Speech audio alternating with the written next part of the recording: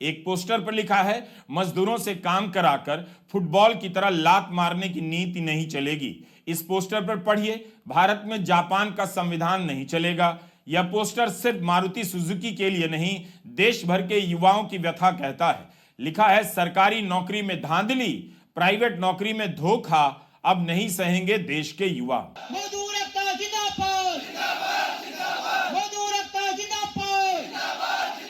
पिछले मीटिंग में जब लेबर डिपार्टमेंट में हमारे साथी गए थे, मैनेजमेंट और लेबर डिपार्टमेंट ये सवाल उठाया कि ये जो मांग आप रख रहे हो, कौन हो आप लोग, और जो मजदूर काम कर रहे या काम करके गए हैं, हम ऊपर देंगे, वो अंग्रेजी में है, आप कोई देख सकते हो। मैनेजमेंट में एक अंग्रेजी में 6 पढ़ने का रिस्पॉन्स दिया कि हम ये मुद्दा को तभी हम देख सकते हैं जब आप देखा होगा कि इन मजदूरों का कोई जनरल बॉडी मीटिंग हुआ, अपना कोई मंच है जिसके तरफ से ये मांग आ रहा है। तो पहले तो इसमें आप बताओ कि मारुति सुजुकी अस्थायी मजदूर संघ, इसको आज का मीटिंग से क्या मान्यता दिया जा रहा है? सुनाई नहीं दे रहा है, सभी साथी बताओ। সাথী আজকে 2রা ফেব্রুয়ারি এবং আমরা রয়েছি এখন গুড়গাঁওয়ের একটা ছোট ধর্মশালায়, যেখানে মারুতি সুজুকির যে অস্থায়ী কর্মীদের ইউনিয়ন, তার যে কর্মীরা রয়েছেন, ওই ইউনিয়নের বিভিন্ন কর্মীরা রয়েছেন, তারা পালিয়ে এসে লুকিয়ে থাকতে বাধ্য হয়েছেন। লুকিয়ে থাকতে কেন? লুকিয়ে থাকতে তার কারণ, ওনাদেরকে তাড়ানো হয়েছে। পুলিশ যতবার ওনাদের দেখেছে, যেখানেই দেখতে পেয়েছে, সেখান থেকেই তাড়িয়ে দিয়েছে। আমরা জানি যে ওনাদের এক ডাক ছিল গত 30 তারিখের জন্য। 30শে জানুয়ারি ওনারা ডাক দিয়েছিলেন যে ওনারা একটা বড় মিছিল করবেন এবং ওনাদের যে ধর্নামঞ্চ চলছিল সেই ধর্নামঞ্চ থেকে আবারও একটা ডাক তুলবেন, যাতে আরও কিছু করা যায়, যাতে আরও ম্যানেজমেন্টকে সামনে নিয়ে আসা যায়, ম্যানেজমেন্টের যে চেহারা তাকে দেখানো যায় যে এই কর্মীরা এখনও হেরে যায়নি, এই কর্মীরা এখনও লড়াইতে আছে।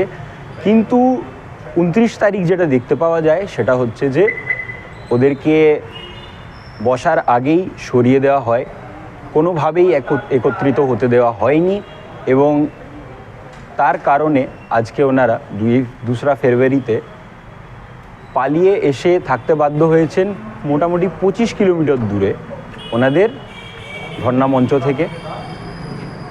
আমরা জেনে নেব ওনাদের কাছেই যে ওনারা কেন এখানে আছেন এবং এর পরবর্তীতে ওনারা কী ভাবছেন, কীরমভাবে ভাবছেন। আমরা জেনে নেওয়ার চেষ্টা করব যে কেন মারুতি সুজুকি মতো একটি কোম্পানি ওনাদেরকে এরকমভাবে তাড়াচ্ছে এবং কোনোভাবেই কাজে দাঁড়াতে দিচ্ছে না। এখানে আসার পর যখন আমার কর্মীদের সাথে কথা হচ্ছিল, কর্মীরাও জানিয়েছেন যে মারুতি সুজুকি আসলে যেটা করছে সেটা হচ্ছে যে বিভিন্ন কম বয়সী ছেলেদের জীবন খারাপ করছে এইভাবেই যে ওরা ছেলেদেরকে নিচ্ছে যখন তাদের বয়স 18 এবং যখন তাদের বয়স হয়ে যাচ্ছে 26, তার মধ্যে দেখা যাবে যে 3 থেকে 4 বার বিভিন্ন ধরনের এই টায়ার ওই টায়ার, কখনো MSIT, কখনো TW1, কখনো TW2, এই ধরনের টায়ারগুলো দিয়ে ওদেরকে রাখছে এবং যখন মনে হচ্ছে যে না আর কাজে লাগবে না এরা, তখন তাদেরকে সরিয়ে দেওয়া হচ্ছে। যখন সরিয়ে দেওয়া হচ্ছে তখন তাদের বয়স 26, 25, 23 বছর এবং তারা তাদের জীবনের যে প্রাইম সময়, যখন চাকরি খোঁজাচ্ছিল, যখন চাকরি করাচ্ছিল, সেই সময়টা হারিয়ে ফেলে, আর কোথাও চাকরি খুঁজতে পারে না। मेरा नाम खुशीराम है, मैं मारुति सुजुकी स्ट्रगल कमेटी से हूँ और हमारा पिछले जो है 18 सितंबर से IMT मानेसर में धरना चल रहा है। और ये धरने चलने के दौरान जो है एक तो कोर्ट का और यहाँ के जो प्रशासन का जो कुल मिला के जो रवैया रहा है वो एकदम मजदूर विरोधी रहा है। और यहाँ पे जो है जैसे कोर्ट का छोटा मोटा भी ऑर्डर जब हमारे पक्ष में आया है तो पक्ष में आने के बाद में भी जो है यहाँ का जो पुलिस प्रशासन है कि वो लॉ एंड ऑर्डर का हवाला देते हुए जो बार बार जो है आंदोलन को तोड़ने का प्रयास किया है। इसके अंदर हमने अलग अलग तरह के इवेंट यहाँ पे किए हैं कि यहाँ पे जुलूस भी हमने निकाला है, सभा भी यहाँ पे की है, हमारे परिवार के लोग भी इसके अंदर इन्वॉल्व हुए हैं। और हमने जो है प्लांट के अंदर जिस तरह की हालत थी जब ये हमने सर्वे किया तो एक तो ठीक हमारा टर्मिनेशन का एक मुद्दा हमारे सामने है और उससे पहले भी कई सारी चुनौतियां हमारे सामने आई। तो पिछले 12-13 साल से हम लगातार आंदोलन कर रहे हैं, लड़ भी रहे हैं। उसमें बहुत सारी चीज़ें हमारे को आंदोलन के माध्यम से हमने कुछ जीत भी हासिल हुई हैं, जिसमें कि मान लें जो हमारे साथी जेल में थे उनको कुछ साथियों को हम ब्रेक करवाने में कामयाब हुए, कुछ साथियों को जिनको उम्र कैद की सज़ा हो गई थी उनको जो है जमानत करवाने में हम कामयाब हुए। इसके अलावा प्लांट के अंदर जब यूनियन ख़त्म हो जाती है तो यूनियन को प्लांट में दोबारा से खड़ा किया गया। यूनियन प्लांट में मतलब वहाँ नहीं मतलब और भी जो है यूनियनों को उससे मजबूती मिली है, इसमें हम कामयाब हुए हैं। इसके साथ में जो है हमारे जितने भी साथी थे इनको सबको एकजुट रखते हुए जो कैसे हम आगे बढ़े तो ये भी हमारे सामने चुनौती थी और कोर्ट का प्रोसेस भी इसके अंदर देखा। तो ये जो है पूरा चीज़ कुल मिला के आया निकल के कि अभी हमारे सामने सबसे बड़ी चुनौती है वो ये है कि ये जो वर्कर टर्मिनेट है इनका जो केस चला हुआ है लेबर कोर्ट में और जहाँ से कोई राहत मिलने वाली लग नहीं रही हमें, तो हमें आंदोलन के माध्यम से ही इसमें जो है आगे बढ़ना चाहिए। तो हम 18 सितंबर से आंदोलन तो कर ही रहे हैं, लेकिन लगातार धरना कर रहे हैं। उसके अंदर फिर जब प्लांट के अंदर जब हमने सर्वे किया समझ में आया कि प्लांट के अंदर तो बहुत ही एक गैर कानूनी तरीके से वहाँ पे उत्पादन हो रहा है और सर्वे के माध्यम से समझ में आ रहा है कि क्या क्या समस्याएं प्लांट के अंदर है, किस किस तरह के वर्कर की कैटेगरी हैं। 2012 से पहले जो था वहाँ पे 3-4 प्रकार की कैटेगरी थी, अप्रेंटिस है, कॉन्ट्रैक्ट वर्कर है, ट्रेनिंग और परमानेंट, इससे अलग कोई कैटेगरी नहीं थी। आज 10 प्रकार की कैटेगरी होगी, एमएसटी है, निम ट्रेनिंग है, फिक्स टर्म है, CWO है, TWO है, पता नहीं क्या क्या बना दिया। तो वर्कर को और भी ज़्यादा कैटेगरी में बांट दिया, अलग अलग समस्या है, अलग अलग तरह की सैलरी है। ये सब कुछ देखते हुए समझ में आया कि मारुति के 3 प्लांट के अंदर जो है 17% वर्कर तो परमानेंट है और 83% वर्कर जो है नॉन परमानेंट है। और इसमें होना उल्टा चाहिए, अगर हम कानून के हिसाब से देखें तो उल्टा होना चाहिए कि 17% जो है देखा जाए तो नॉन परमानेंट होना चाहिए और परमानेंट वर्कर 83 होना चाहिए था। तो ये देखने के बाद में समझ में आया कि आज जो है जिस तरह का हमने शुरुआत की थी, यूनियन ने जब बनाया था जो शुरुआत की थी कि जो भी वर्कर कंपनी में काम करता है उसका उस यूनियन का सबको फ़ायदा मिलेगा, ठीक है। लेकिन उसका फ़ायदा मिला एक हिस्से को मिला, उसका फ़ायदा जो मिला वो एक हिस्से को मिला, बाकी वर्कर को उसका वो फ़ायदा नहीं मिला जो मिलना चाहिए था। और यूनियन भी इससे कमज़ोर होती है, जब इस तरह कैटेगरी बनती है यूनियन भी कमज़ोर हो जाती है कि जो है 17% वर्कर क्या कर लेगा, 83% वर्कर की तो ताकत है और मैनेजमेंट उसका कोई राइट ही नहीं दे रखा है, उसको कोई अधिकारी नहीं इस तरह का उसको समझाया जाता है।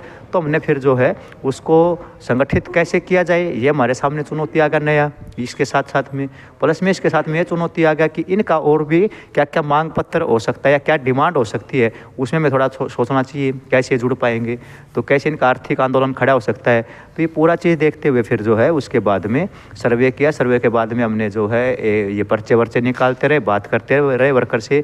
फिर हमने एक सामूहिक मांग पत्र लेबर डिपार्टमेंट में जमा करवाया 18 नवंबर को और उसमें काफ़ी वर्कर ने सिग्नेचर किए। और मांग पत्र जब हम जमा करवा रहे हैं तो वहाँ का जो लेबर डिपार्टमेंट वो भी करा कि आपका राइट ही नहीं है, ठीक है। तो राइट तो हमारा तो बहुत कुछ राइट है, आपका क्या राइट है और आपका क्या क्या जो जिम्मेदारी था जो आप नहीं कर रहे हो। तो कुल मिलाकर उन्होंने जमा करना पड़ा, उसमें 2-3 तारीख लगी हैं, उसमें मैनेजमेंट भी आई है।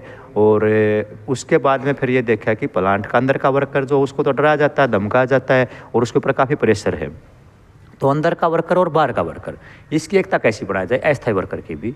तो उसमें फिर जो हमने ऐसे एक मैसेज डाला तो उसमें काफ़ी वर्कर जो है 5 जनवरी को यहाँ पे इकट्ठा हुए गुड़गांव के अंदर 3,500 के आसपास में वर्कर आए। फिर उनका भी हमने जो एक फार्म भर के सबका ये पूरा डाटा लिया गया, किसने कब काम किया नहीं किया।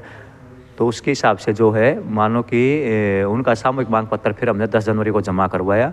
तो जब सामूहिक मांग पत्र जब जमा करवाया तो उसमें जो है लगभग 5 से 6 हज़ार वर्कर वहाँ पे इकट्ठा हुए डीसी ऑफिस के सामने। वहाँ पे सभा हुआ, एक ज्ञापन भी दिया गया और एक अल्टीमेटम भी दिया गया कि 30 तारीख तक अगर सरकार और मैनेजमेंट आके बात करके इस मामले में कोई समाधान निकालते तो ठीक है, नहीं तो हम इससे बड़ा आंदोलन करेंगे। वो हम वहीं से अनाउंसमेंट कर देते हैं और उसके अंदर जो है ये मांग पत्र जमा हो जाता है और उसमें फिर हम एक संगठन का निर्माण करते हैं 5 जनवरी को ही कि मारुति सुजुकी अस्थायी मजदूर संघ। और उसके बाद में जो है उसका उसी के माध्यम से ये पूरा जमा भी हो जाता है। फिर ये जो 30 तारीख का जो कार्यक्रम था, इसको तोड़ने के लिए, कुचलने के लिए जो है मैनेजमेंट का जो पूरा जो खेल था कि इसमें ये देखना पड़ेगा कि मारुति जो कंपनी है ये तो शुरू में तो सरकार के ज़्यादा शेयर थे, लेकिन 2000 में जो है जापान के ज़्यादा शेयर हो जाते हैं इसमें, मतलब सुजुकी के ज़्यादा शेयर हो जाते हैं। तो आज जो है हम जिस तरह का महसूस करें कि कुल मिला के हमारे देश के अंदर हरियाणा सरकार से लेके, लेबर डिपार्टमेंट से लेके, ये जो है सुजुकी मैनेजमेंट जो है, जापानी मैनेजमेंट जो है, इतनी हैवी हो चुकी है कि इसके हिसाब से पूरा सिस्टम चलता है, इसी के हिसाब से कोर्ट चलता है, इसी के हिसाब से पुलिस प्रशासन चलता है और इसी के हिसाब से पूरा का पूरा सरकार भी चलती है। तो ये और इसका कंट्रोल है उनके ऊपर, क्या करना नहीं करना ये बताएंगे, न कि सरकार इनको बताएगी। ये हम बार बार फेस कर रहे हैं इस चीज़ को। तो ये सोचने का एक है बात कि हमारा देश के अंदर कोई जापानी पूंजी यहाँ पे आती है तो उसका जो है यहाँ के जनता के ऊपर क्या असर पड़ता है, और यहाँ का पूरा जो सिस्टम है, यहाँ का जो संविधान है, यहाँ के जो अधिकार हैं संविधान के अनुसार उनको कैसे छीना जाता है। तो ये हमें देखने को मिला। और ये जो होता है कि जो एक राष्ट्रवाद की जो भावना है तो वो भी यहाँ पे देखने को मिलती है कि एक मतलब हमारे देश के अंदर भी जो है किस तरह के जो है आज देशभक्त बचे हुए हैं या किस तरह के राष्ट्रभक्त बचे हुए हैं। तो यहाँ से वो समझ में आता है कि यहाँ के लोगों के साथ में क्या हो रहा है, क्या नहीं हो रहा है, कोई लेना देना नहीं है। पुलिस ने जो है 30 तारीख के प्रोग्राम को ख़त्म करने के लिए 29 तारीख को जो है न कोई ऐसा कोई मामला है, कुछ भी नहीं है कि बस हम इकट्ठे ना हों, ठीक है, अपनी बात ना करें, इतना बस होने के लिए, इतना सब करने के लिए कि उसको खुश करने के लिए एक जापानी को उन्हें पूरी ताकत लगा दिया, एक तरफा कार्रवाई किया, ठीक है। तो ये जो पूरा जो खेल जो चल रहा है तो ये मतलब एक मजाक टाइप का हो रहा है, ठीक है, दिखाने के लिए सब कुछ हो रहा है। कि अगर देखा जाए तो पुलिस किसके लिए काम कर रही है आज? पुलिस जो है बंदूक के दम पे जो उत्पादन जो हो रहा है उसकी सुरक्षा करने के लिए और वर्कर को कुचलने के लिए तो काम हो रहा है, उसके अधिकार के लिए तो कोई काम हो नहीं रहा है कि हम तो उसी देश के नागरिक हैं, हमारे लिए तो कोई काम हो नहीं रहा है। तो ये एक है कि हम एकदम जापानी पूंजी के गुलाम हो चुके हैं। लेकिन इसका मतलब ये नहीं है कि वर्कर जो है कुछ नहीं करेगा। पुलिस ने पूरा जोर लगा लिया, सब कुछ उनके साथ में है, वो सब कुछ साथ में होते हुए भी जो है लगातार पुलिस अटैक कर रही है, पकड़ रही है, मार रही है, सब कुछ हो रहा है, लेकिन वर्कर तो जा नहीं रहा है, वर्कर तो दोबारा फिर आ रहा है। जहाँ तक कि लेबर डिपार्टमेंट में हमारी मीटिंग है 31 जनवरी को, हम इकट्ठा हो रहे हैं, मीटिंग कर रहे हैं, बात कर रहे हैं, वहाँ पे जाएंगे बात करने के लिए, इकट्ठा नहीं होने दे रहे हैं। कि धारा 144 है, किसके ऊपर है 144 से? कि मारुति वर्कर के ऊपर है। इसको हम इकट्ठा ही नहीं होने देंगे, गुड़गांव में कहीं रहने नहीं देंगे। मतलब गुड़गांव में जो है आज जो जिस जगह हम बैठे हुए हैं ये धर्मशाला है, इसको हमने बुक किया, ये धर्मशाला के मालिक को जाके बोलेंगे, उधर जाके धमकाएंगे कि इनको आपने धर्मशाला कैसे दे दिया। मतलब कि इनको जो है गोले से मार दो या इनको उड़ा दो, उनका मतलब बस नहीं चल रहा है, नहीं तो उनका इतना वो है कि गोले मारने पड़े तो मार देंगे, ठीक है। तो ये हालात यहाँ पे हैं। और इसमें जो हमें जितना भी समझ में आ रहा है कि आगे का जो जितना भी यहाँ पे जो सब कुछ हुआ उसमें और मजबूत होने के लिए हमें क्या क्या करना पड़ेगा उसकी हमने तैयारी की है। एक, हमने जो संगठन बनाया मारुति सुजुकी अस्थायी मजदूर संघ, इसका असर होंडा के मजदूरों के ऊपर, हीरो के अस्थायी मजदूरों के ऊपर, बाकी जो अस्थायी वर्कर उसके ऊपर भी इसका असर गया। और एक नया दिशा इसने दिया कि हम भी संगठित हो सकते हैं और हम भी अपना मांग उठा सकते हैं मिलके। तो इसका जो असर है इसको तोड़ने के लिए सब कुछ चल रहा है। और हम ये कह रहे हैं हम इसको और ज़्यादा मजबूत करेंगे, इस संगठन को मजबूत करेंगे और इस तरह के और भी संगठन हम बनाने के लिए जी जान मेहनत करेंगे। और उसके अंदर जो है ये 30 तारीख को हीरो के जो वर्कर हैं अपना हीरो मोटोकॉर्प अस्थायी मजदूर संघ का उन्होंने निर्माण किया और वो साथी जो है 50-60 लोग इकट्ठा होकर अपना बैनर लेके 30 तारीख को वहाँ पहुँचे थे, लेकिन पुलिस ने उनको वहाँ से खदेड़ दिया, ठीक है। ऐसे होंडा के अंदर भी प्रक्रिया चल रहा है, वर्कर खुद कर रहा है ये सारा। अभी ये शुरू हो चुका है कि हम भी संगठित होना चाहते हैं, हम भी संगठित होंगे। तो ये जो माहौल बना है इसको कुचलने के लिए पूरा चीज़ ये चल रहा है, लेकिन ये रुकने वाला नहीं है। हमें जितना समझ में है ये रुकेगा नहीं। तो हमारा यही आगे का ये तैयारी है अभी कि ठीक है ये अपना काम करेंगे, हम अपना काम करेंगे। उसमें दिख रहा है, पूरे देश को दिख रहा है, पूरे समाज को देख रहा है, मजदूर भी देख पा रहा है। और उसमें जितना मैं समझ में आया है कि एक तो इस संगठन को और कैसे मजबूत कर सकते हैं वो हम इसमें काम कर रहे हैं। उसका एक टीम बना दिया गया है, उसमें हम कितने वर्कर को जोड़ सकते हैं अपने साथ में वो सब चलेगा। प्लस में जो 17 तारीख की मीटिंग है यहाँ पे लेबर डिपार्टमेंट में, और 16 तारीख को हम दोबारा अपने एक जनरल बॉडी मीटिंग यहाँ पे करेंगे गुड़गांव के अंदर। इसके अलावा 24 तारीख को वो कह रहे हैं कि हम गुड़गांव में नहीं रहने देंगे, हम दोबारा फिर मानेसर जाएंगे। ये हमारा जो है प्रोग्राम तय है कि 24 तारीख को दोबारा फिर हम मानेसर जाएंगे। और इसके साथ में हो सकता है इससे पहले हम जो है अपना जो है वो एक प्रक्रिया चला रखी हमने, उसके माध्यम से जो है जितना जल्दी हो सकता है हम जो है वापस वहाँ पे इसी महीने में कोशिश हमारी कि वापस मानेसर में हमारा जहाँ धरना लगा हुआ था वहाँ की बजाय हम मारुति के पास में धरना लगाएंगे। ये हमारा जो आगे का कार्यक्रम है, जो कि अनिश्चितकालीन धरना लगेगा। जब तक हमारी मांगों का को नहीं माना जाता है तब तक वो धरना जारी रहेगा। और 24 तारीख का जो प्रोग्राम है वो भी हमारा हमने अनाउंसमेंट कल कर दिया है। तो ये हमारा आगे का रणनीति रहेगा।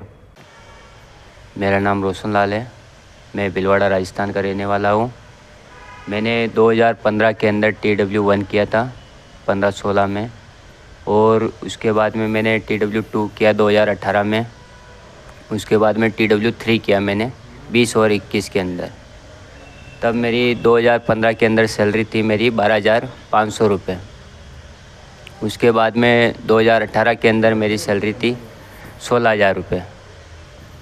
और उसके बाद में 2020-21 में आया तब मेरी सैलरी थी 23,000 रुपये। ऐसे करके मेरे को 2-2 साल के अंदर मारुति बुलाती थी, और हमने काफ़ी संघर्ष किया मारुति के लिए और बहुत ही काम किया इसके अंदर इससे। और उसके बाद में हमने एक हमारा मज़दूर संघ बनाया, हमने मारुति अस्थायी मज़दूर संघ बनाया था, जो कि हमारा संगठन बनाया था 5 जनवरी को।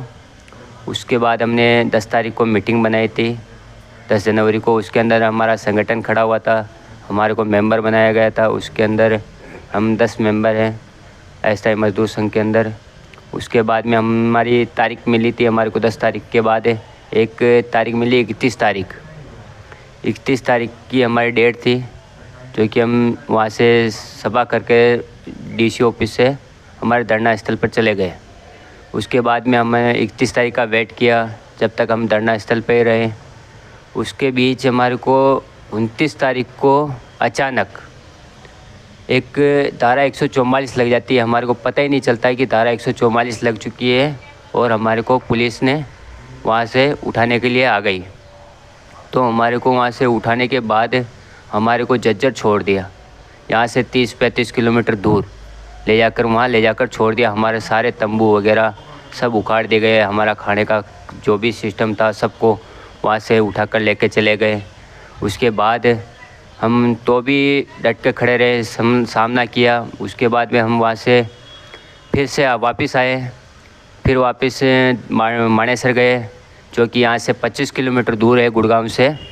वहाँ पर फिर वापस गए थे। वहाँ से फिर हमारे को सुबह डिटेन कर लिया गया था 30 तारीख को। 30 तारीख की हमारी सभा थी, तो 30 तारीख को काफ़ी पब्लिक आई थी, 10,000 से करीब पब्लिक आने वाली थी। तो कि हमारे को सुबह 8 बजे डिटेन कर लिया था। वहाँ से फिर से उठाकर पुलिस लाइन में लेके गई। पुलिस लाइन में सुबह से शाम तक बिठाए रखे। फिर वापस हमारे को शाम को 10 बजे छोड़ा था वहाँ से।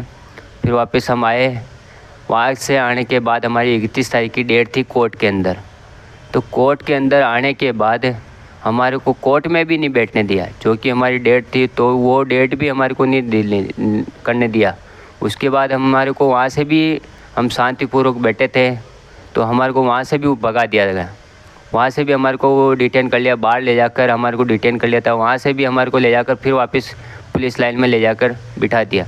सुबह से शाम तक बिठाए रखे, फिर वापस रात को 11 बजे वहाँ से छोड़ा था।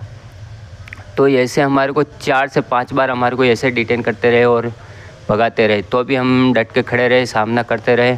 और अभी भी हम गुड़गांव के अंदर हैं, और गुड़गांव के अंदर हम अभी भी बैठे हुए हैं। हमारा संघर्ष यही है कि हम आगे से आगे जाएं, और मारुति के जहाँ तक हमारे को डिमांड नोटिस मिला था जो धरना स्थल का, वो हमारे को मानेसर के मारुति का गेट नंबर 2 है, उससे 500 मीटर दूर का मिला था। तो कि हमारे को पुलिस ने पहले ही रोक दिया था कि तहसील के अंदर, वहाँ से 7-8 किलोमीटर पहले तहसील आती है IMT मानेसर के अंदर, वहीं रोक दिया गया था। उन्होंने बोला कि यहीं आपका धरना लगाना है और आपको यहीं बैठना है, तो हम वहीं बैठ गए। ऐसा क्यों? जब कोर्ट के ऑर्डर थे कि आपको 500 मीटर दूर में आप बैठ सकते हैं, तो 7-8 किलोमीटर दूर क्यों रोक दिया गया आपको? क्योंकि वो पुलिस का कहना था कि आप वहाँ पर धरना नहीं लगा सकते हो, आचार संहिता लगी हुई थी। उस टाइम चुनाव भी थे हरियाणा के अंदर, तो 18 सितंबर को चुनाव थे, 18 सितंबर की बात है, उस टाइम चुनाव भी चल रहे थे, तो हमारे को उससे पहले ही रोक दिया गया था, कहते हैं कि वहाँ तक नहीं जा सकते हो। तो हमारे चलो ठीक है, चुनाव चल रहे हैं, आचार संहिता लगी हुई, तो यहीं बैठ जाते हैं, तो वहीं बैठ गए हम। और वो क्या है कि मारुति के कहने पर किया उन्होंने, जो पुलिस वाले हैं ना, उन्होंने मारुति के कहने पर किया है कि आप इनको यहीं रोक दिया जाए, मारुति के गेट तक नहीं आना चाहिए ये। तो आप इस बात से क्या हम ये मान सकते हैं कि पुलिस प्रशासन मारुति की ज़्यादा सुनती है और लोगों की कम? हाँ, मज़दूरों की बिल्कुल सुनती नहीं है, और ये सबसे ज़्यादा मारुति की सुनती है। मैनेजमेंट हुई, पुलिस वाले हुए, ये अपने डीसीओ हुआ, ये सारे है ना, ये सारे के सारे पुलिस वाले मारुति की सुनते हैं, हमारी बिल्कुल भी नहीं सुनते हैं। जी, मेरा नाम महावीर है और मैं राजस्थान अजमेर का रहने वाला हूँ। मैंने मारुति सुजुकी में 2021 से लेकर 24 तक काम किया है। हमारी जो जर्नी है एक स्टूडेंट लाइफ वो होती है 18 से 21 वर्ष तक कि हम जैसे ही अपनी पढ़ाई पूरी करके अपनी जो ITI की ट्रेनिंग होती है, इंडस्ट्रियल ट्रेनिंग इंस्टीट्यूट जो ITI जो हम ट्रेनिंग करके आते हैं बाहर, तो हमारी जो एज होती है एक 18 से लेके 26 साल तक, जिसमें हम अपना करियर को डिसाइड करते हैं कि हम आगे क्या करना है और हमारे भविष्य के लिए हम सोचते हैं कि हमें कैसे हम अपने भविष्य के लिए आगे क्या कर सकते हैं बेहतर। तो ITI करने के बाद हम कंपनियां ढूंढते हैं, कंपनियों भाई हाँ यहाँ कोई ढंग की कंपनी प्राइवेट जॉब मिल जाए तो हमारा भविष्य है, हमारे आने वाले लाइफ है, जो अपने बीवी बच्चे अपना घर परिवार माँ बाप को अच्छी तरीके से पाल पोस सके और अपनी ज़िंदगी एक नॉर्मल लाइफ आराम से कट सके। तो ITI करने के बाद जैसे ही 2020 में मेरी ITI कंप्लीट हुई, 21 में मारुति सुजुकी कंपनी का जो वैकेंसी थी ऑनलाइन, उसका नोटिफिकेशन आ रखा था। जैसे हमने फॉर्म भरा, अप्लाई किया, हमने 2021 में मैंने मारुति कंपनी ज्वाइन करी थी। ज्वाइन करने के बाद वहाँ पता नहीं कोरे कागज़ हमसे साइन करवाए गए थे, इतनी समझ भी नहीं थी हमें। तो कंपनी ने जो हमसे कोरे कागज़ साइन करवाए थे उसकी उस टाइम में हमें समझ नहीं थी। वहाँ से हमें जॉब करते करते 7 महीने के लिए बोल रखा था, भाई 7 महीने तक आपको रखेंगे, दोबारा आपको वापस बुलाया जाएगा। तो वहाँ पे काम करते टाइम सुपरवाइज़र जो लाइन इंचार्ज सभी कंपनी के अंदर यही बोलते हैं कि आप अच्छा काम करो, अपना पूरा अच्छा परफॉर्मेंस दो तो आपको परमानेंट किया जाएगा, आपको दोबारा अच्छे से जल्दी बुला के आपको आगे के नौकरी दी जाएगी। तो ऐसे करके हमें 7 महीने तक रखते हैं, उसके बाद एक सर्टिफिकेट दे के बाहर कर देते हैं। तो मुझे 2021 सितंबर से लेके 2022 मार्च तक मैंने काम किया। फिर मुझे 17 महीने का गैप दिया कंपनी ने। 17 महीने बाद 2023 में मुझे वापस बुलाया और 2024 में मेरा वापस क्लियरेंस हो गया। तो इस बीच मैंने कंपनी को 4 साल दिए थे, बीच में गैप मिला तो मैं कुछ ना कुछ अपना यही फूड डिलीवरी का उसी कुछ काम कर रहा था बीच में। तो उसके बीच मुझे काफ़ी मुसीबत भी झेलनी पड़ी क्योंकि कंपनी छूट गई थी और जो मारुति का सर्टिफिकेट था उससे भी मुझे नौकरी नहीं मिल रही थी क्योंकि बाहर जा रहा था। तो मुझे यही बोल रहे थे कंपनी वाले कि आपका ये जो मारुति का सर्टिफिकेट है यहाँ पे काम नहीं आएगा, यहाँ काम करना है तो हमारी पॉलिसी के अनुसार काम करना पड़ेगा, हम आपको 8 घंटे के 12,000 रुपये देंगे, इससे ज़्यादा हम आपको नहीं देंगे। तो मारुति का जो सर्टिफिकेट है, हमने पूछा सर ये सर्टिफिकेट क्यों काम नहीं आएगा? बोले आप अर्ध कुशल हो, आपको 7 महीने जो काम किया है उसकी पूरी जानकारी है, आपने क्या काम किया है? बोला सर हमने तो जो काम किया भाई 7 महीने जो हमने एक काम दिया जाता है हम वही करते हैं, उसके बारे में बता सकते हैं, इससे ज़्यादा नहीं बता सकते। तो बोला कि आप ये काम आपका इस कंपनी में काम नहीं आएगा जो आपने काम किया है, वो हमारा काम अलग है, आपने जो काम किया वो यहाँ काम नहीं आएगा। तो हम तय करेंगे कि आपकी सैलरी क्या होगी और हमारे जो नियम पॉलिसी है उसके अनुसार आपको काम करना पड़ेगा, तब ही हम आपको यहाँ रख सकते हैं, नहीं तो आपको यहाँ जॉब नहीं मिलेगी। ठीक है, फिर वहाँ मेरी जॉब नहीं लग पाई थी, मैंने डिलीवरी फूड का काम स्टार्टिंग कर दिया था। तो वहाँ से फिर मैंने काम किया, फिर 2023 के अंदर मुझे वापस बुलाया था कंपनी ने। 2023 में सितंबर में मुझे बुलाया था और 2024 में मेरा वापस क्लियरेंस हो गया था। तो इस बीच वापस मुझे वही दौर सहना पड़ा, वही बेरोजगारी, दर दर भटकना। तो इस बीच मेरी एज भी हो गई थी और कंपनी एक एज भी डिसाइड करके रखती है कि हम 18 से 26 साल तक ही रखेंगे, इससे अदरवाइज हम आपको कंपनी के अंदर जॉब नहीं देंगे। तो मेरी तो एज पूरी हो चुकी है ना कंपनी के अंदर, मैंने तो कंपनी को 4 साल दे दिए, तो मैं कहाँ जाऊँ। कंपनी ने तो मेरा यूज एंड थ्रो किया, जब कंपनी को ज़रूरत थी तब मुझे बुला लिया और जब कंपनी को ज़रूरत नहीं थी मेरा यूज करके बाहर फेंक दिया। मैंने तो अपना 100% अच्छा परफॉर्मेंस दिया है कंपनी को, तो कंपनी ने तो मेरा यूज करके मुझे बाहर कर दिया। तो अब हम कहाँ जाए, हम तो दर दर भटक रहे हैं ना, हमारे साथ तो ये नाइंसाफ़ी हो गई। तो इसी के लिए हम आज लड़ रहे हैं कि ये जो कंपनी हमारे भविष्य के साथ खिलवाड़ कर रही है ये हम होने नहीं देंगे।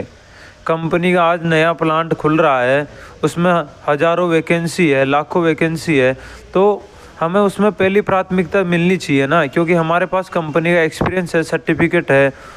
हम वो सर्टिफिकेट बाहर काम नहीं आ रहा, हम दर दर भटक रहे हैं। हमारी एज 26, 27, 28 साल हो गई है, लोगों की 30 साल हो गई है, उन्हें काम नहीं मिल रहा, वो अभी भी भटक रहे हैं। तो इसी के लिए हम आवाज़ उठा रहे हैं कि कंपनी हमें रोज़गार दे, हमें काम दे, हमें काम की ज़रूरत है। कंपनी हमें यूँ यूज करके बाहर ना फेंके। हमें कंपनी के अंदर काम करते करते हमें इतना काम दिया जाता है कि हम काम के अलावा और किसी चीज़ के बारे में सोच भी नहीं सकते। हमें बस काम काम काम, बस हम अपना काम करते हैं और वही रूम पे जाके खाना बना के सो जाते हैं, सुबह वापस कंपनी आते हैं। 7-7 महीने, 1-1 साल रखती है, हमें कुछ सोचने समझने का टाइम ही नहीं मिलता। तो इस बीच कंपनी इतनी अपनी वो पता नहीं कैटेगरी में डिवाइड करके रखती है मज़दूरों के, MST है, SST, अप्रेंटिस, TW, CW, अभी एक और नया चलाया FT। ऐसे मज़दूरों को कैटेगरी में डिवाइड कर करके अलग अलग टुकड़ों में सैलरी बांट के देती है। फिर 1 साल, 2 साल, 3 साल, 5 साल निकाल के यूज करके बाहर कर देती है। तो वो बंदा कहाँ जाएगा? एक तरह से उसकी तो एज हो गई है ना, 26-27 साल, उसे तो बाहर काम नहीं मिल रहा, वो तो भटक ही रहा है ना। तो ये सरासर उसके खिलाफ तो अन्याय है। तो हम इसी को लेकर आज आवाज़ उठा रहे हैं कि कंपनी ये जो कर रही है हमारे साथ, सरकार हमारे ऊपर ध्यान दे। कंपनी जो ये गलत काम कर रही है, हमारा यूज एंड थ्रो करके बाहर कर रही है, हमें फुटबॉल की तरह लात मार रही है, हम दर दर भटक रहे हैं, हमें जॉब नहीं मिल रही है। तो सरकार हमारी तरफ ध्यान दे। इसी के खिलाफ हम यहाँ छात्र इकट्ठा हुए थे, सभी जो मज़दूर थे। हमारा एक शांतिपूर्वक आंदोलन भी था, जो कंपनी ने प्रशासन को आगे करके अपने पावर बलबूते पे हमें खदेड़ा गया, हमें दूर दूर तक छोड़ा गया, भगाया गया, हमें अपना आंदोलन नहीं करने दिया, हमारी आवाज़ को बार बार दबाई जा रही है, हमें डराया धमकाया जा रहा है प्रशासन के द्वारा कि आप पर केस कर देंगे, दोबारा आप यहाँ नज़र मत आओ। हमें पुलिस लाइन में पूरे दिन, जब हमारा आंदोलन था, गाड़ियों में भर भर के पुलिस लाइन में रखा, पूरे दिन, रात को 8-8, 9-9 बजे वापस छोड़ा। कहीं ना कहीं हमारे जितने भी मजदूर साथी थे, हमारी आवाज़ को दबाने के लिए उन्होंने ये जो हरकत करी है, इससे हम पीछे हटने वाले नहीं हैं। काफ़ी साथी हमारे डर भी गए, जिनका वो तो आए थे काम मांगने, लेकिन उनके साथ क्या हो गया वो समझ नहीं पाए, वो घबरा गए पूरी तरीके से, वो वापस भी चले गए। तो ये जो प्रशासन हमारे साथ, कंपनी का जो साथ मिलकर जो हमारे साथ गलत कर रही है, ये बहुत बड़ी नाइंसाफ़ी है। और हम मज़दूरों को किस तरीके से ठुकराया जा रहा है, हमारी आवाज़ को दबाई जा रही है। आज हम अपने अधिकार के लिए आवाज़ भी नहीं उठा सकते, मतलब हम मज़दूरों को मजबूर किया जा रहा है पूरी तरीके से। हमारे जहाँ धरना स्थल था, हमने कोर्ट से ऑर्डर भी ले रखा था शांतिपूर्वक, फिर भी कंपनी ने रातों रात जाके कोर्ट से वापस ही ऑर्डर निकलवा लिया कि हम इन मज़दूरों से सेफ नहीं है, हमारी कंपनी के अंदर कुछ भी कर सकते हैं, हम इनसे सेफ नहीं। जब कंपनी को हमारी ज़रूरत थी तब कंपनी सेफ थी, हमारा यूज एंड थ्रो कर दिया। और जब हम अपने अधिकार, अपनी आवाज़ के लिए खड़े हुए तो कंपनी हमसे सेफ नहीं है। वहाँ से ठीक है, फिर भी कंपनी का जो ऑर्डर था हम 2 किलोमीटर दूर रखे हमारी कंपनी की बाउंड्री से, फिर भी हमने ठीक है 2 किलोमीटर दूर, हमारा 5 किलोमीटर दूर कंपनी की बाउंड्री से दूर धरना था, तो वहाँ हम बैठ के शांतिपूर्वक हमारी जो आवाज़ तक थी देश तक पहुंचाना चाह रहे थे, प्रशासन की ओर हमारी आवाज़ पहुंचाना चाह रहे थे जो हरियाणा सरकार है, कि हमारी तरफ देख के हम मज़दूरों के साथ कैसे नाइंसाफ़ी हो रही है, कैसे हमें दर दर भटकना पड़ रहा है रोज़गार के लिए, हमें कंपनी यूज़ करके बाहर फेंक रही है। तो हम किसी न किसी तरीके से हम एक होकर अपनी आवाज़ को पहुंचाना चाह रहे थे। तो वहीं से कंपनी द्वारा हमें प्रशासन को खदेड़ा गया बार बार। वहाँ भी हमारी धारा 144 लगा के हमसे वहाँ से भगाया गया। कंपनी ने बगैर किसी नोटिस जारी किए अचानक से भारी पुलिस प्रशासन को लेके वहाँ आई और धारा 144 का नोटिस लगाया। जो हमारे मज़दूरों ने, जो हमारा 2 दिन का आंदोलन था 30 तारीख 31 तारीख, जिसमें दूर दूर से कोई मुंबई, महाराष्ट्र, झारखंड, बिहार, यूपी, राजस्थान, पंजाब, काफ़ी स्टेट के हैं जो कंपनी अदर स्टेट के लाती है सारे जो मज़दूरों को, वो सारे साथी इकट्ठा हो रहे थे वहाँ पे। तो कंपनी ने रातों रात ये प्रशासन से धारा 144 लगवा के वहाँ से हमें खदेड़ दिया, भगा दिया, डराया धमकाया, वहाँ से हमारी आवाज़ को दबाने की कोशिश करी। फिर भी हम 31 तारीख को वापस जो हमारा मांग पत्र था वो जो डीसी ऑफिस के अंदर एलसी साहब को, जो लेबर कमिश्नर है, उनको मांग पत्र, सामूहिक मांग पत्र सौंप रखा था। वहाँ हमारी डेट थी तो हम उसी डेट को हमारी मांगों को लेकर वहाँ उपस्थित हुए कि जो मैनेजमेंट है हमारे लिए क्या सुनवाई करती है, क्या फैसला आता है। लेकिन वहाँ भी पता चला, वहाँ जाने पर भी, कि कोर्ट के अंदर भी धारा 144 लगा दी। वहाँ से भी हमें खदेड़ा गया, डराया धमकाया गया। उस सारे मज़दूरों को बस में भर भर के पुलिस लाइन के अंदर रखा गया, छोड़ा गया वहाँ पे। और रात को वापस दोबारा नाइट में 9:30 बजे हमें वापस बस स्टैंड छोड़ के डरा के बोले कि यहाँ से अपने घर चले जाओ, नहीं तो आप पे FIR करके अंदर कर देंगे केस बना के। तो इसी तरीके से हमें खदेड़ा जा रहा है, हमारी आवाज़ को दबाई जा रही है। तो हम मज़दूर कहीं ना कहीं, अब हम घर जाएं तो क्या मुंह लेके जाएं? घर भी हम ऐसे घर वालों के ताने मिलेंगे, हम दर दर भटकना ही है हमें। तो हम क्यों ना अपने अधिकार के लिए लड़ें? हम यहीं रहेंगे जब तक हमको हमारा अधिकार नहीं मिल जाता, हमको प्राथमिकता नहीं मिल जाती कंपनी में, दोबारा हम जाने वाले नहीं हैं। और हम खड़े रहेंगे मजबूती के साथ, और सभी साथी हम दोबारा से आएंगे, अपनी आवाज़ को उठाएंगे। जब तक हम पीछे नहीं हटेंगे, जब तक हमारी सुनवाई नहीं हो जाती। बस यही कहना मेरा। तो अभी जो मजदूर अंदर काम करते हैं जी, उनके साथ आपकी बातचीत होती है? जी बातचीत होती है, पर वो भी कंपनी ने उनके ऊपर भी प्रेशर बनाया हुआ है। वो किसी न किसी तरीके से डर में है, दबाव में है। सब गरीब परिवार से ही आते हैं, तो वो ये सोचते हैं कि ये जो हमारी जॉब है 1 साल 2 साल 7 महीने की, कहीं वो भी ना चली जाए। तो किसी न किसी तरीके से वो पूरे दबाव में है। पुलिस जो कंपनी मैनेजमेंट है उनको डरा रही है अंदर ही अंदर कि अगर आप ये बाहर के जो मैटर है उनके बारे में बात भी करोगे तो आपकी जॉब चली जाएगी, आपको यहाँ से निकाल दिया जाएगा। तो किसी न किसी तरीके से उनको पूरी तरीके से प्रेशर बनाया जा रहा है, दबाया जा रहा है। तो वो आज डरे हुए हैं, लेकिन उनको ये समझ नहीं है कि जब 7 महीने 1 साल उनके पूरे हो जाएंगे, उनको भी हमारी आवाज़ को पूरी तरीके से दब चुकी होगी। अगर आज वो हमारे साथ होते हैं तो हमारा उसी टाइम फैसला हो जाएगा जिस टाइम वो हमारे साथ खड़े होंगे। तो उनको ये डरने की ज़रूरत नहीं है, उनको हिम्मत जुटानी पड़ेगी, हमारे साथ खड़ा होना पड़ेगा। तभी उनका करियर है, जो भविष्य है, कुछ इस कदर होगा कि उनको भटकना नहीं पड़ेगा, दर दर ठोकरें नहीं खानी पड़ेगी जॉब के लिए। तो आज उन्हें खड़ा होना पड़ेगा और हिम्मत दिखानी पड़ेगी उन्हें। नहीं तो वही है, आज हम बाहर जो मज़दूर हैं उनको किस तरीके खदेड़ा जा रहा है, आवाज़ को दबाया जा रहा है, हमें इधर उधर डरा धमका के दूर दूर तक छोड़ा जा रहा है। तो उनको भी हिम्मत जुटाने की बहुत ज़रूरत है और उनको भी हमारे साथ आने की बहुत ज़रूरत है। जब वो हमारे साथ मिल जाएंगे ना, तो हमारी एकता और भी मजबूत हो जाएगी। और ये जो लड़ाई ये सभी के लिए, जो अंदर वर्कर काम कर रहे हैं, जो बाहर भटक रहे हैं, ये सभी के लिए, सभी के अधिकारों के लिए है। क्योंकि आज हमारे साथ हुआ है, कल उनके साथ भी यही होने वाला है। तो उनको भी समझना चाहिए और आज हमारे साथ कंधे से कंधा मिला के खड़ा होना चाहिए।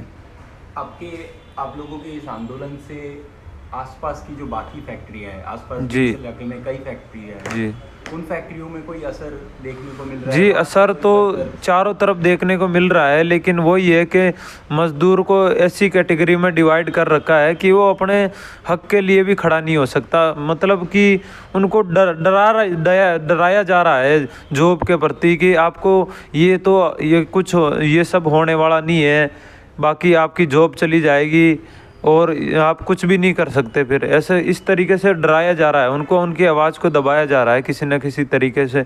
लेकिन जब हम खड़े होंगे बड़ी संख्या में, जब हमारे एक साथ मजदूर होंगे, तो उनकी भी हिम्मत जुटेगी, कहीं ना कहीं वो भी हमारे साथ आके खड़े होंगे। क्योंकि सारी कंपनियों में यही रूल कर दिया है आजकल कि यूज़ एंड थ्रो, 1 साल रखो 2 साल रखो, उनकी जवानी का जो अहम हिस्सा है उससे चूसो और बाहर कर दो। तो यही सब चल रहा है आज। बाकी मजदूरों को अगर आप कोई संदेश देना चाहें अपनी तरफ से? जी, मेरा सभी मज़दूरों के साथ को यही बोलना है कि सभी मज़दूर, आज सभी का अधिकार है, सभी का हक है। ये जो सभी के साथ कंपनियां गलत कर रही है, वो हिम्मत जुटाएं और हमारे साथ आके खड़े हों। और ये सभी कंपनियों के लिए हैं, सभी के अधिकारों के लिए हैं कि आज हमारे साथ मिलकर इस आवाज़ को एक साथ मिलकर उठाएं और अपने अधिकारों के लिए जो हम लड़ रहे हैं उनको बुलंद करो। और जब तक हमें अधिकार नहीं मिल जाता, हमें एक स्थायी रोज़गार नहीं मिल जाता, हमें ये पीछे नहीं हटना है। हमें ये लड़ाई जो है हमारी जारी रहेगी जब हमें स्थायी रोज़गार नहीं मिल जाता। जब तक इंकलाब इंकलाब जिंदाबाद, मजदूर एकता जिंदाबाद।